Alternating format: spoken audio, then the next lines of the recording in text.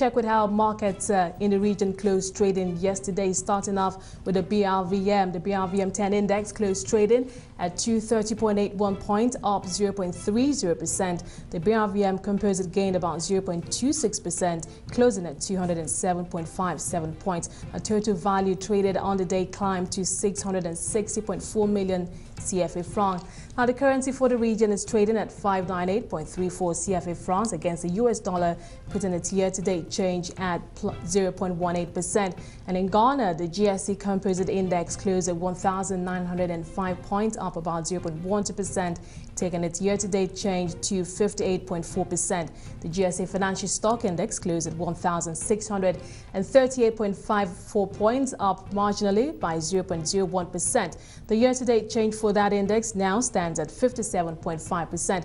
Onto the currency front, the Ghana cedi is trading at 2.07 to the dollar, putting its year-to-date change at 8%, a negative of 8%. Now in Nigeria, the Niger All Share Index closed on a negative note, shedding 0.54%, closing at 37,885.85 points. And some of the losers yesterday include Transnational Express, IHS, Vodafone, and PZ, while some of the losers for the session were Forte Oil, Cornell, MRS, Champion. Today change 0.9%. Will they get the chance to react to the latest monetary policy decision of the CBN announced yesterday, particularly the new policy on banks' public sector deposits? Many analysts say this will be a game changer for the banking industry. Kayode Akindele joins me now to look at the impact this will have on the equities market with a focus on bank stocks. Thank you so much, Kayode, for joining us. Now, first of all, of course, we've heard that there might be a negative reaction, but for you, what would be the very first reaction in terms of expectations as soon as the opening bell rings today? I think the initial reaction might be negative. A lot of banks in Nigeria rely on public sector deposits for a cheap source of deposits. So this new ruling could affect that. And I think a snap reaction will be that is negative for the banks.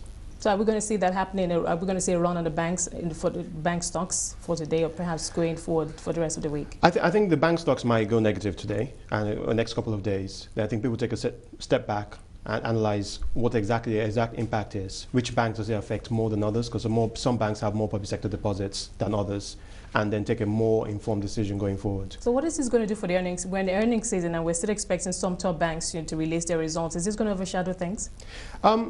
I think it will overshadow things because I start looking for H2 earnings, because H1 earnings, this doesn't affect it, and the banks should have quite robust earnings coming through.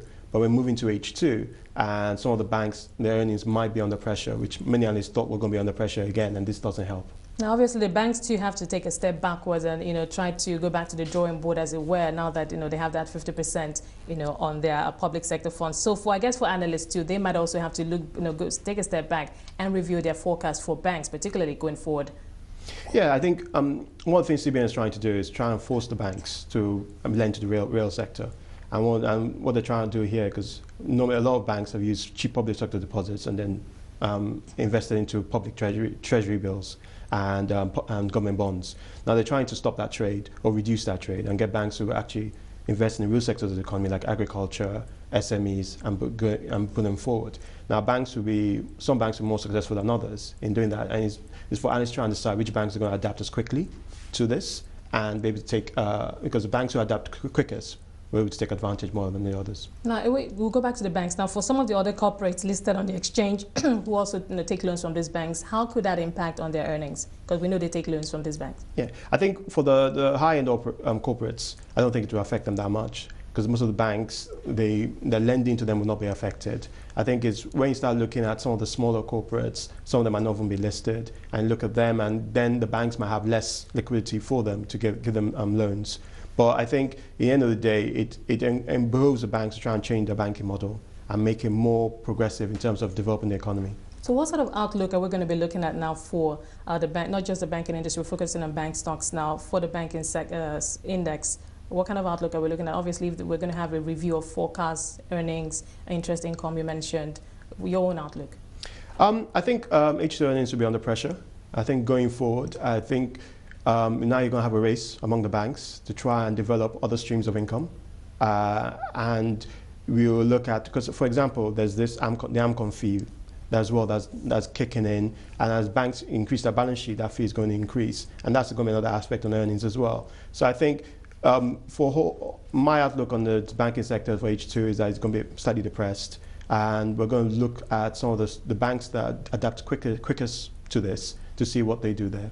Now, so in the next 2 weeks, let's look at the trend that we could likely see in the next 2 weeks as market absorbs this. You've said that there could be likely, a sell-off, a panic sell. But then where can we see a moderation in activities?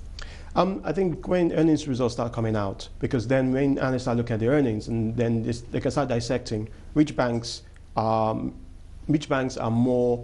more public sector deposit, rely more on public sector deposits, and which don't. And then you start trying to shift the banks and put them into different buckets.